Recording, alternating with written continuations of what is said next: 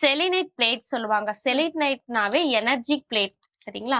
So இப்போ நம்ம எந்த திங்ஸ் வாங்கிட்டு போனாலும் இந்த எனர்ஜி பிளேட்ல கொஞ்சம் கொஞ்சம் நேரம் வைக்கிறதால இது அந்த ஜெம்ஸ்டோனோட எனர்ஜியை வந்து இது அதிகப்படுத்தி கொடுக்கற தன்மை வந்து இந்த செலினைட் பிளேட்க்கு இருக்கு. சோ இது வந்து சார்ஜிங் பிளேட் கூட சொல்லலாம். எஸ், இது வந்துட்டு இப்போ நம்ம பிரமிட் பார்த்தோம் இல்லையா ஃபர்ஸ்ட், அதுலயே வந்து இது பெரிய சைஸ் ரெட் ஜாஸ்பர் ஸ்டோன்ல பண்ண பிரமிட்ஸ். இது வந்து நம்ம எல்லா ஸ்டோன்ஸ்லயுமே நிறைய சைஸஸ் இருக்கு நம்ம கிட்ட. இதுக்கு முன்னாடி வரைக்கும் ஷேப்டு ஜெம்ஸ் எல்லாம் பார்த்துருந்தோம். இது அன்ஷேப்டா இருக்கு. இதெல்லாம் எதுக்காக யூஸ் பண்ணுவாங்க? இதுல இருந்து பவர்ஸ் எல்லாம் எப்படி கிரியேட் ஆகும்? இதெல்லாமே பாத்தீங்கன்னா ரா ஸ்டோன் சொல்லுவாங்க. அதாவது வந்து பூமியில இருந்து வெட்டி எடுக்கிறோம் இல்லையா, அந்த ஸ்டோன் அப்படியே ஒரு பாலிஷ் பண்ணி எதுவுமே ஒரு ட்ரீட்மெண்ட் பண்ணாம ராவா கொடுக்கறது. இது வந்து பாத்தீங்கன்னா சிட்ரின் ஜியோட் சொல்லுவாங்க. இதுல இது ஸ்மால் பீஸ், இதுல பெருசு கூட இருக்கு.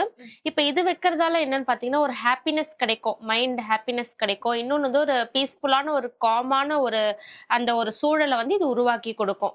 சோ இது வந்துட்டு பாத்தீங்கன்னா ஒரு நம்மளோட லிவிங் ரூம் அந்த மாதிரி ஒரு டேபிள்ல வைக்கிறதால நம்மளோட மைண்ட் காம் வந்து நல்லா இருக்கும். நெக்ஸ்ட் வந்து பாத்தீங்கன்னா இது ஸ்மோக்கிங் குவார்ட்ஸ். இது வந்து பாத்தீங்கன்னா அப்படியே ரஃபா ராவா அப்படியே இருக்கும். இதுல பாத்தீங்கன்னா சின்ன சின்ன பென்சில் மாதிரி இருக்கு இல்லையா, இதெல்லாம் அதுவே வந்துட்டு பூமியில இருந்து இயற்கையா உருவானது இது எல்லாமே. சோ இது வந்து அப்படியே இது பண்ணி வச்சிருப்பாங்க. இது வந்து பிஸ்மித் சொல்லுவாங்க. பிஸ்மித்ன்றது வந்து ஒரு மன அமைதிக்கு நல்லது. இது வந்து அமித்திஸ்ட் ஜியோட்ஸ்.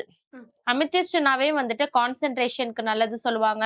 இப்போ சில கஸ்டமர்ஸ் என்ன கேக்குறாங்கன்னா வந்து என் பசங்க படிக்க மாட்டாங்க, மைண்ட் கான்சென்ட்ரேஷனுக்கு என்ன பண்ணணும், அதெல்லாம் அவங்கெல்லாம் வந்துட்டு அமித்திஸ்ட வந்துட்டு நிறைய யூஸ் பண்ணலாம்.